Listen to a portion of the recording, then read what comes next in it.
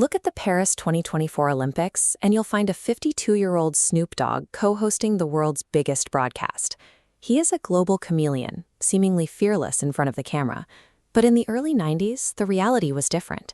As a kid fresh out of Long Beach, the spotlight was paralyzing. On the sets for those early music videos, he rarely made eye contact with the lens. Coming from a background where being filmed usually meant trouble, the camera felt like a foreign, uncomfortable intrusion. That sudden burst of early fame didn't empower Snoop. It alienated him. He was a newly minted celebrity, but the spotlight felt like a psychological barrier between him and the rest of the world. That disconnect nearly became life-threatening. During the very first attempt to shoot the music video for Gin and Juice, a disconnected production crew dropped Snoop and his friends into a neighborhood that wasn't their own. The crew didn't understand the culture they were filming. Instead of a lowrider, they put Snoop on a standard 10-speed bicycle to ride down the street. The real mistake was the wardrobe.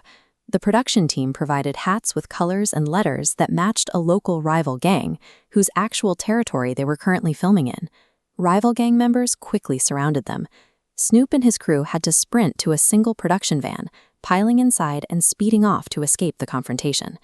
This incident proved that the Hollywood machinery had no understanding of the world Snoop actually lived in. To navigate his fame safely without losing his connection to Long Beach, he had to take absolute control over how his life and his neighborhood were portrayed to the public. The traditional trajectory for massive stardom is to leave the hood behind and become an isolated, untouchable figure. Snoop realized that to actually help his community, he had to reject that pedestal. He chose to be an accessible star, someone the local kids could physically touch, talk to, and see as a real human being. The Snoop Youth Football League is a literal, grassroots organization where Snoop is a physical presence on the turf. He's the one blowing the whistle at practices and standing on the sidelines during the games. This chart shows how the league enforces academic discipline. If a kid maintains a 2.0 GPA, the league fee goes down. If they hit a 4.0, they play for free. The SYFL flips the standard celebrity model. He uses his star power as a tool to incentivize academic performance, effectively tricking kids into prioritizing their education.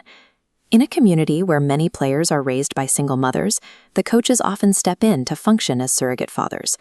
Stepping into that role requires authentic communication.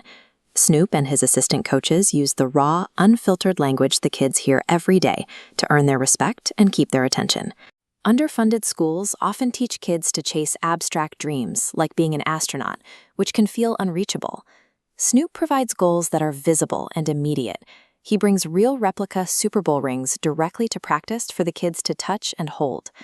Passing around a massive diamond-encrusted championship ring takes a theoretical goal and makes it a physical object they can actually touch. It transforms a distant TV broadcast into a visible possibility. This community-first philosophy eventually reshaped Snoop's creative direction, leading to artistic choices that were once unthinkable for a West Coast rapper. He pivoted to record a full gospel album. He did this to give his evangelist mother positive ammunition to defend his legacy to friends. His recent film, The Underdogs, acts as an unfiltered mirror to his real-life coaching experience.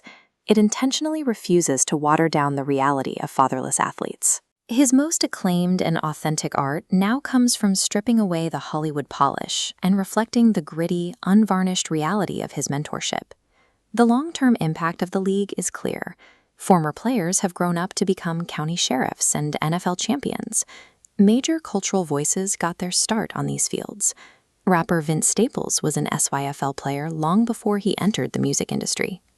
This diagram shows what Snoop calls the 500-yard head start, the systemic disadvantage his players face. The league's goal is to close that gap before the kids even realize they were behind. Now the process has come full circle. Former kids are returning to these exact same fields to coach the next generation of underdogs. By stepping off the untouchable pedestal and remaining a physical presence on the turf, Snoop Dogg has redefined the use of cultural power.